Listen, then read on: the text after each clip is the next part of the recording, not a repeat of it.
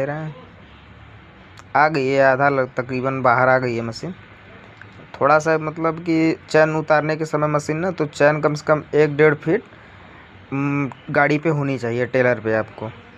नहीं तो दिक्कत क्या होती है कि स्लिप करने का डर होता है। वही मैं पूछ रहा हूँ चैन पे।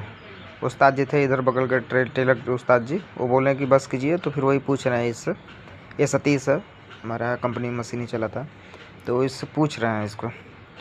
तो बोला है कि ठीक है, तो अब इसको धीरे धीरे डाउन करेंगे। देख सकते हैं आप, डाउन कर रहे हैं।